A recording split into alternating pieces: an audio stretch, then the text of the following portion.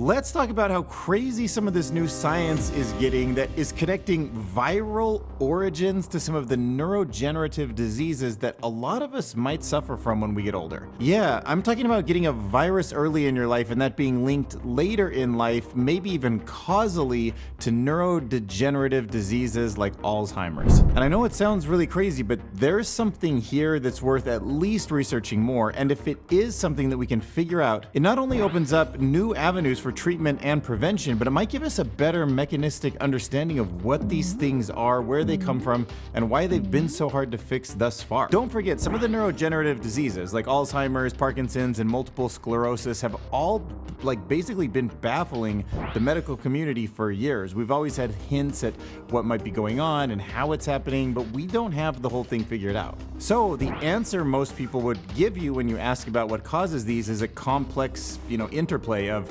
genetics, environmental factors, lifestyle factors, all of that stuff sort of coming together and no pinpointed origin. However, recent research is pointing increasingly towards the intriguing idea that maybe the development of these diseases come from a viral infection. I get it, that's not what they teach in medical school. That's not the kind of science that's well understood enough now that it's common knowledge. It's just this kind of inkling, this hint, this North Star that seems like it might really be pulling on the thread of the answer. I mean, if you think about it, viruses are often thought of as harbingers of disease. And we have plenty of evidence to point to that being completely true, but what if that's just a fraction of the story? And that same mechanism has also throughout history been harnessed in ways that are slightly advantageous, many times neutral, and then a lot of times a problem. That seems entirely likely when you think about how natural selection works, and in some cases, it might actually have knock-on effects that just aren't easily and quickly understood, and that's what's maybe leading to these neurodegenerative diseases. Especially if you think about the whole thing on these giant systems that are all interacting in ways that we can't always understand. Like,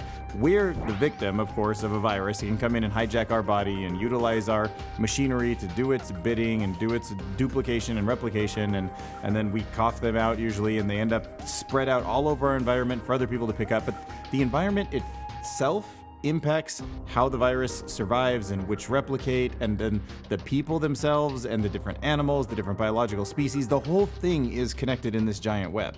But if you take a 10,000-foot view, you step back from everything, there are correlations between our biology and lifetime viral infections that just simply require us to reconsider what exactly these things do and exactly what it is that the knock-on effects are over a lifetime. The human relationship with viruses, I think some people are starting to understand this now, but it's not adversarial all of the time. It's sort of symbiotic. We're all part of this same connected world. And I know it's been this way in the course of evolution for a long time because viruses have played a crucial role in human evolution. And we know that because fragments of viral genomes are intricately woven into our DNA. Remember, the whole CRISPR phenomenon was looking at a bacteria and finding a mechanism for snipping out DNA and putting it into its genetics so that it can recognize it quicker the next time. And of course, we're hijacking those molecular scissors, but the point is, it saw viruses, it remembered them by putting them in its own memory. And it seems totally reasonable that all this ancestral viral DNA has shaped our biology. And I just keep coming across research like this, so I wanted to make a video about it because I think this is really fascinating, and I hope you guys do too. Okay, so check out this chart. Do you see where it says here viral encephalitis? Okay, that means you've got a virus really kind of overwhelming your immune system, and it's often triggered by something that is extremely common in the adult population. That's Herpes Simplex virus. That is the cold sore that many people get on their lips every year. That virus lays dormant in your system throughout your entire life, and it's correlated with a whopping 22 to 30-fold risk of Alzheimer's disease. I mean, I don't know about you, but every time I hear about Alzheimer's, I hear about diet and these amyloid plaques and these other kind of protein issues. I never really hear that it has viral origin, but how else do you explain these multiple increases? Right now, the hypothesis that a virus can trigger a neurodegenerative disease isn't exactly new, but it does seem like we're only recently stepping into a world where we understand DNA well enough that we can measure some of these fragments in a way that we can start to put together charts like this. And now studies are showing that traces of viruses like Herpes Simplex 1, the HSV1, and other fairly common, unfortunately very common viruses like cytomegalovirus and even certain strains of the flu, influenza virus, in brain tissue of patients with Alzheimer's disease, right? And that suggests that these viruses might have a long-term impact on our brains. And just thinking through this, like non-scientifically, but just logically, to me, it seems totally reasonable that we might have made assumptions about the blood-brain barrier and it being more perfect than it actually is, and that some of these viruses could make their way into the brain. And of course, if they do, I don't see any reason why we couldn't assume that the same mechanisms for hijacking cells or replicating DNA wouldn't be happening in the brain and might result in the kind of proteins that don't get out of the brain in the same way, or don't get cleaned the same way, or might get, in a sense, stuck there or cause damage to this organ just like it could to any of the other organs in our body. Is there some way that we could explain these amyloid plaques that build up in the brain that seem to be kind of the main characteristic of Alzheimer's disease? Is there a way that we can connect that to any sort of viral DNA or the way a virus might hijack a brain cell or anything like that? And that's the research that I don't know the answer to yet. I hope it's being done and I can report on it in the future, but is worth looking into in my opinion. But at least from some of this correlational data, it might make sense that catching and understanding that somebody has a virus at a young age might be something worth noting and at least checking up on, elevating the potential risk of a neurodegenerative disease. The herpes simplex 1 and Alzheimer's is one connection. Now let's talk about another viral connection to a neurodegenerative disease, specifically the connection between multiple sclerosis and the Epstein-Barr virus. So this is a connection that has garnered significant attention in the medical community. A lot of people are working under the assumption that there is something here worth researching. And we know that the Epstein-Barr virus, the EPV virus, is a common herpes virus. It's a virus that's contracted by most people in childhood. And once again, we have some correlational data. There is a high prevalence of people with MS that had also been diagnosed with the Epstein-Barr virus earlier in life. It's notably higher than the general population, so that suggests that one could be causal of the other because it precedes it. So diving into that a little bit more, the Epstein-Barr virus infects what are called B cells, which are part of our immune system. And in people who are diagnosed with multiple sclerosis, the immune system seems to be attacking they're called the myelin sheaths, like the basically protection around the nerve cells that kind of eats away at that. And there is a hypothesis that potentially the immune response from the EBV virus might mistakenly be targeting the myelin or other nervous system components, something like that in that area, potentially initiating that autoimmune process that is the characteristic that you get from somebody with MS. And of course, as a caveat, like there are many exceptions to this, plenty. In fact, most people who get this virus don't end up with MS, so it's not guaranteed to happen by any means.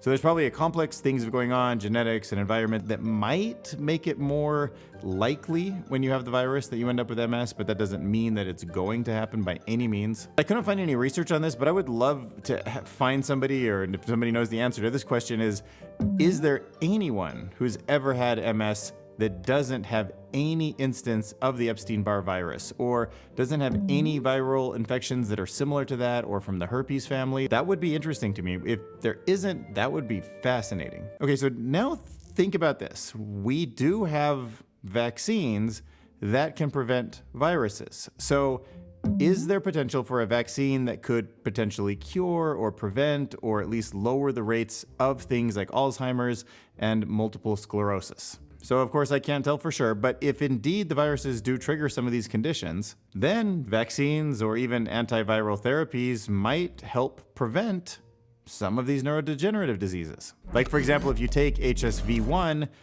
there are antivirals that help prevent that. So maybe that also leads to less Alzheimer risk. Maybe in this chart where we have this like 22 to 30 fold increase, that's not going to be the same fold increase with somebody taking an antiviral or who can in the future maybe get a vaccine against the virus. And I mean, how cool would that be? Imagine in the future if there's actually a vaccine to protect us from that. We talked earlier about how there's some DNA fragments that seem like they come from influenza in the brains of people with the amyloid plaques who have Alzheimer's, and we do have vaccines for influenza. So are they already potentially there to help us with Alzheimer's? Well, guess what? There is some evidence that the shingles vaccine does protect against dementia.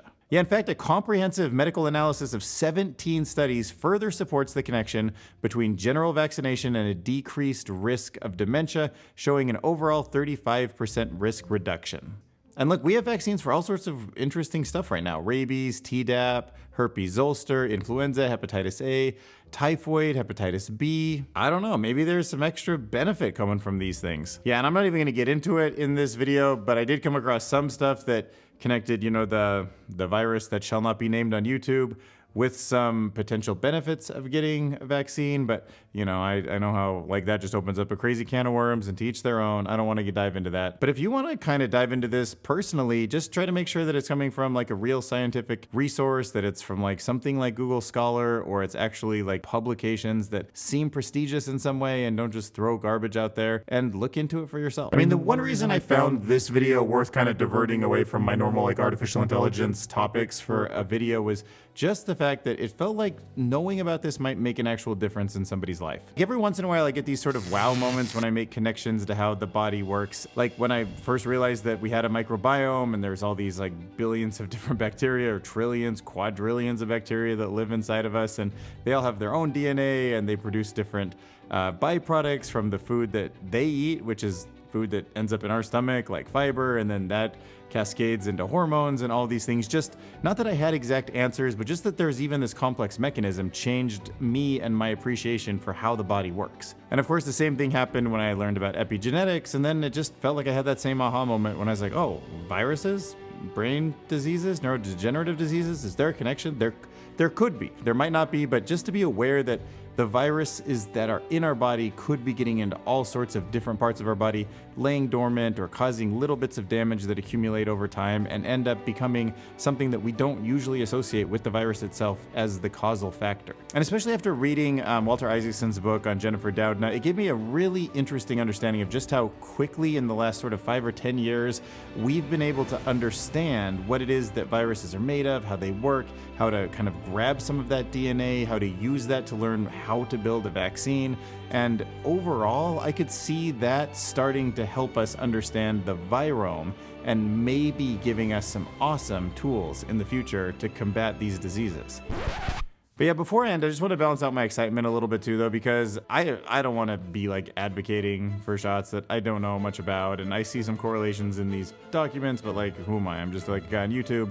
Talk to doctors, do real research before you take on any of these decisions in your own life. And by the way, just a personal note, like when I actually went to my pharmacist and said, hey, can I get the shingles vaccine? I heard there's a connection to dementia.